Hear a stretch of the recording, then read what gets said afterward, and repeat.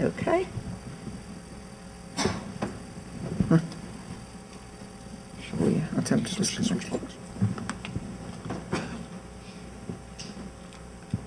All right, great. Great. Oh, right. Okay. This is a very visual cat.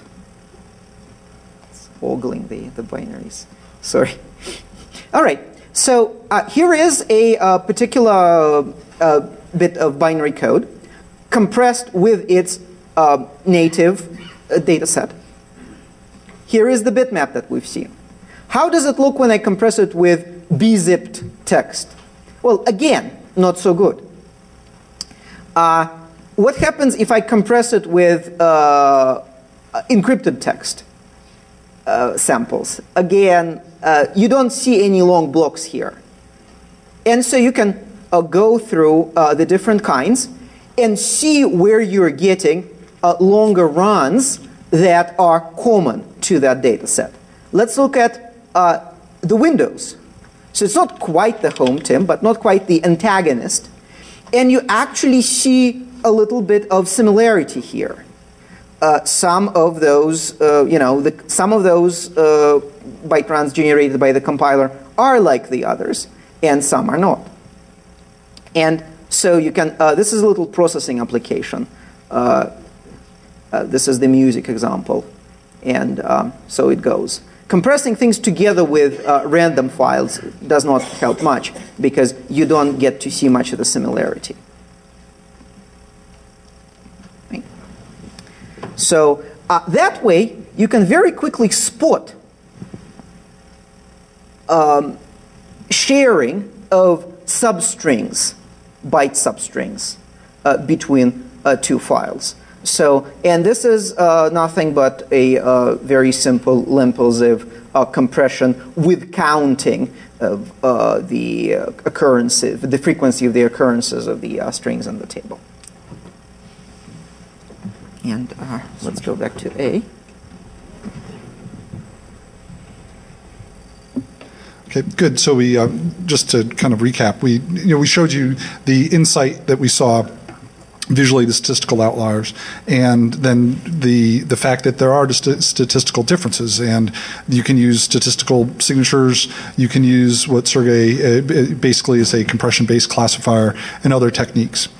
So thinking about this, as we move forward, obviously there's the bitmap diversity and data structure diversity problem, that they could be anything. But we believe in practice they typically aren't there's enough similarity there that they could be identified.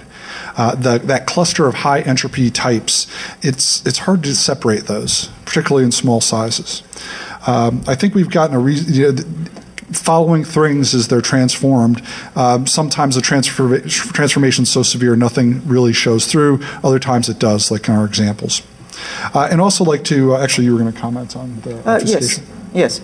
So it is the technique, it is well known that you can disguise things. So my favorite disguising tool, early disguising tool, is John Erickson's dissembler, which takes shellcode and translates it into ASCII-only shellcode so that the byte codes are just printable ASCII.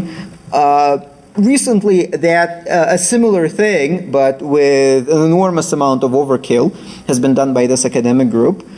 They actually not only made it printable, they made it sort of indistinguishable from English text by assembling those printable instructions into words, English words, then compensating for the side effects of those instructions, and the whole thing took hours, many hours on a cluster to fit the purpose of that shellcode. And in the end, you have a short essay that kind of sort of makes, well, no, it doesn't make sense. Yes, it does actually, well, it's more like a postmodern thing. But it is actually runnable shellcode, which blunders in doing what it does, but gets there. So you can make data look like, you can make code look like data, you can make data look like code. If you have to throw, if you throw enough computational power at it, it's possible to obfuscate things to hell. But nevertheless, normal code, normal data that even malcode that is in commercial production doesn't have to do that as an engineering necessity. And you know, you look at the shellcode out there, you don't see that much of very, very deep obfuscation there as well. So it's not all XOR, but it's certainly a lot of XOR. So we have this talk, we have the underlying classification in this paper. Well, this is really something of an academic paper. You will find it on your CDs as our white paper to go with our talk. And we try to go a lot deeper into the classification of those binary fragments.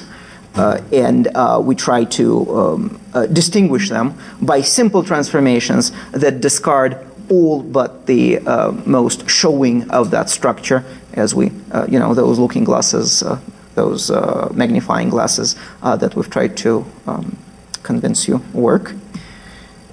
And then for the future. So again, just kind of the theme that there's the potential here then for automated identification. The idea of using classification techniques, clustering techniques, data mining techniques, combining all of that to combine some way to have automation helpful. You could incorporate you know, knowledge about what comes before, some probabilistic knowledge, like one, you know, data type typically follows, one primitive type typically follows another primitive type, or known offsets in a file format. It'd be nice to extend the set. And I like the idea of memory map, a tool that you can just pour any binary at, and it'll give you its best guess at what the map is, preferably with a plug-in architecture.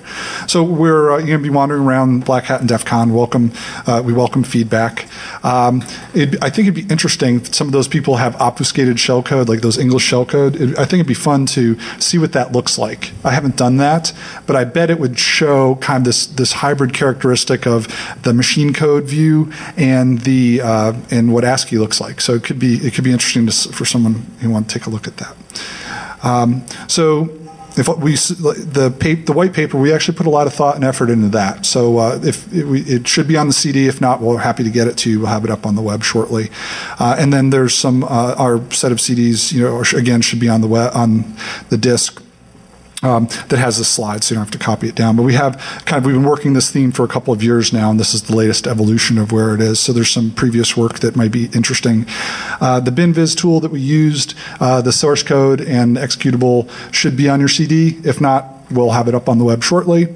And I wanted to point out that Marius, and I can't pronounce his last name, Wishy, has done some work extending BinViz, an earlier version of it, as a Google Code project, so to work cross-platform was his intent. I'm not sure where it stands, and I haven't personally used it, but I did want to tell you that's out there. We also like to thank our co-authors on the white paper. And with that, did you want to invite people to take questions? Okay, let's go ahead and take questions.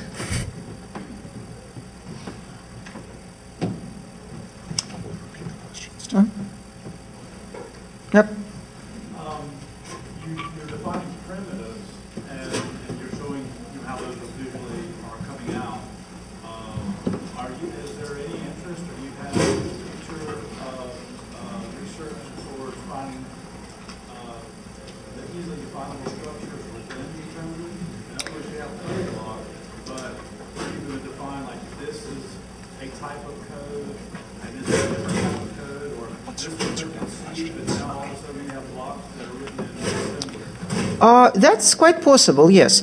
We tried to isolate the purest, what we judge to be the purest examples, but certainly, as with your typical biological classification, as it used to be done before you could actually sequence DNA, the boundaries are blurry. And you can define subspecies. In fact, you can get in a fight with other biologists over whether this is a subspecies or just a local variety.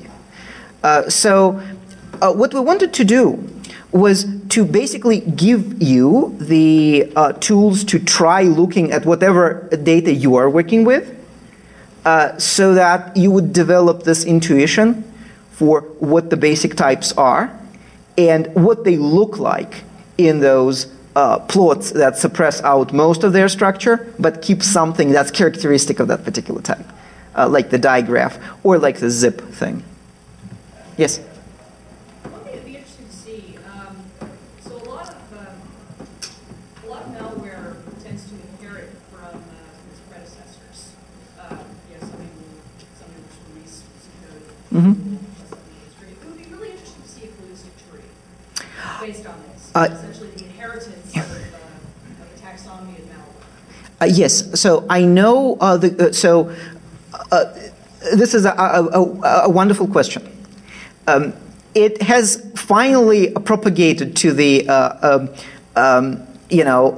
to the larger academic mindset that much of the code that is written now is actually written by mutation of existing code. And Alva Couch has a really nice article in the Usenix login on programming with ritual and alchemy, which is a wonderful name, which is basically, you get some code off of the web, as an example, you paste it in. It kind of works. You go on the web, for example, for how to fix it so that it actually does work. And this is as removed from good practices as possible. This is as removed from what people actually teach as good practices as possible. However, he found himself doing that with a particular version of Hadoop that they wanted for a research paper, and so hence the programming with ritual and alchemy. So there is quite a lot of code floating around, and there are better metrics than just mutual compression to throw at it. In fact, I think I know a thesis that is looking, a student who is looking into this in his thesis.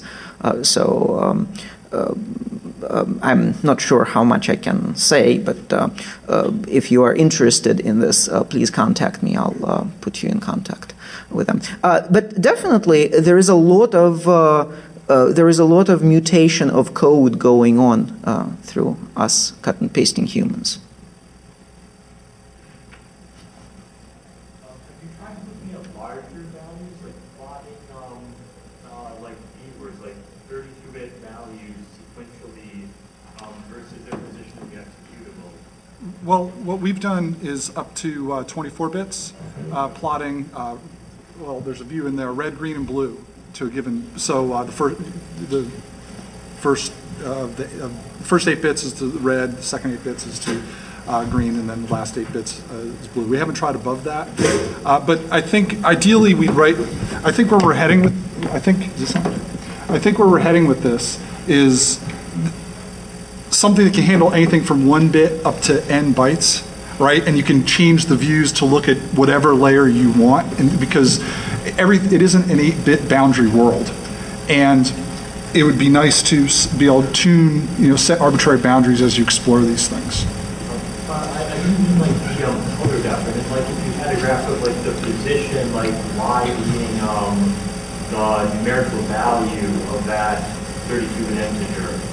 If you try that, you can get some interesting